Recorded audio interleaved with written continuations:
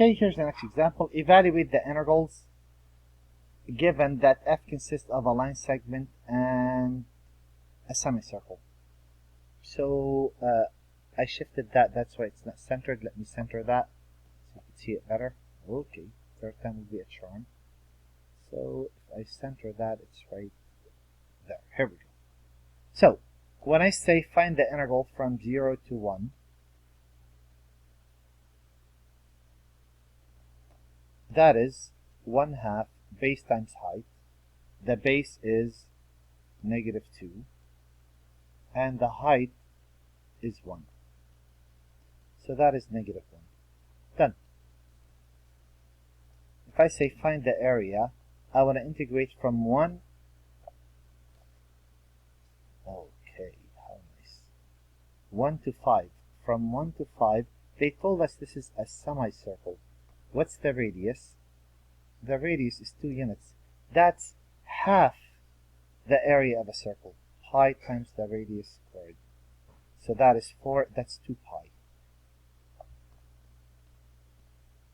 And if they were to say, why don't you integrate this from 0 all the way through 6?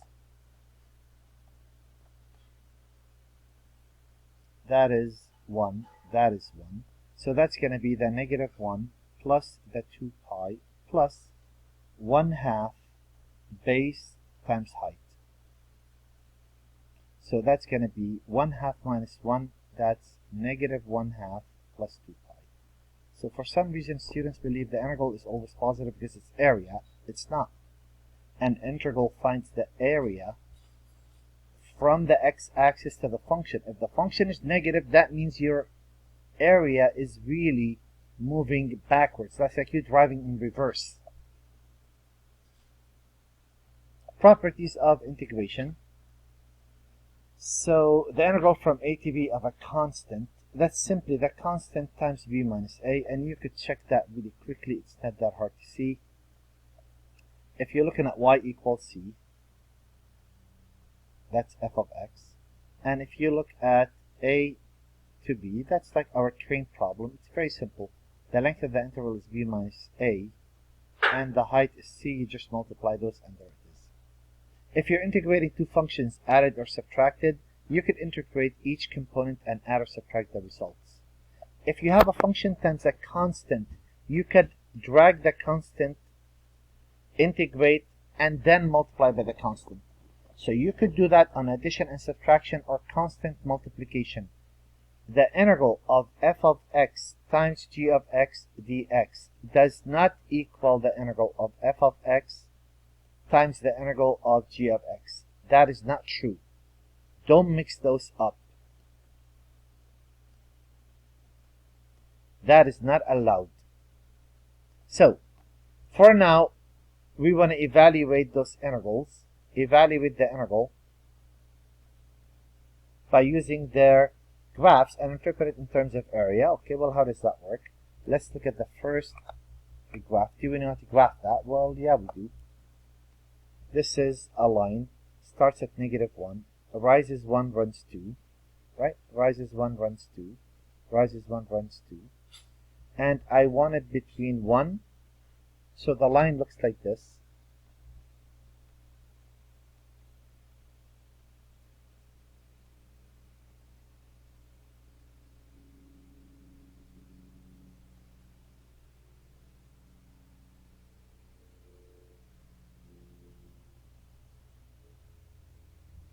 There. And I want to find this between 1, there's 1, and 6. 2, 3, 4, 5, 6. So I'm really looking at this. Now, they didn't say find the area. They said interpret it in terms of area. This is going to equal 1. If x equal 1, time out.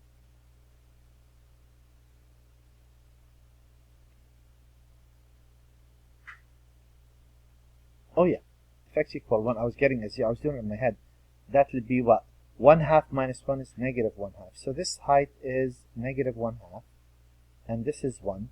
This is negative 1/2 times 1, right? It's half, 1/2 base times height.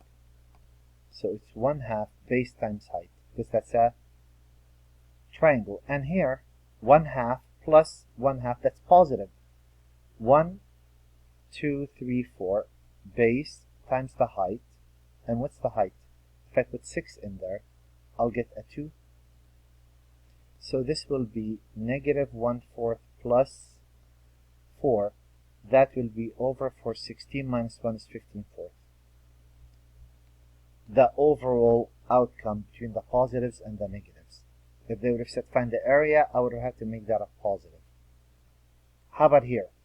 Well, I'm going to break this up. I'm going to say that's the integral from 0 to 2 of x dx minus the integral from 0 to 2 of the square root of 4 minus x squared dx. Well, y equal x, I know what that looked like. That's a line cutting this at 45 degrees. And I want to run, oops.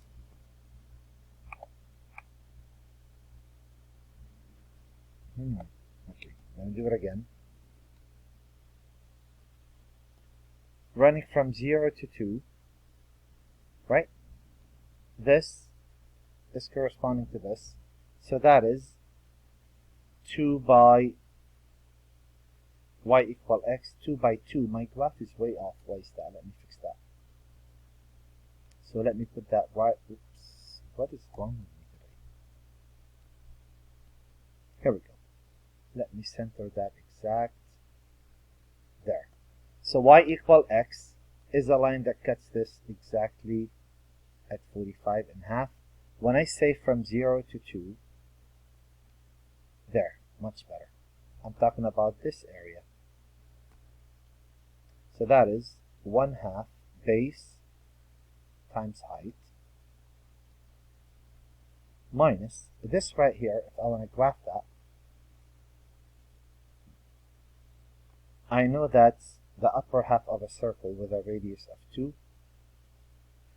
We talked about that in our review session, right? Prerequisite. And I'm looking at that from x equals 0 to x equal 2. From x equals 0 to x equal 2, we're talking about that region. That is 1/4 the area of a circle, pi times 2 squared. So on a test, you're done right there. For the homework, that is 2 minus pi. And as you see, that answer is negative because you're subtracting that. So you could split the graphs, because together those will be a bit annoying. How about this absolute value business? Well, notice anytime you put an absolute value, your area is always positive. That's what we're going to use in the coming sections. Absolute value of x minus 1 is an absolute value shifted one graph to the right. So the graph looks like this.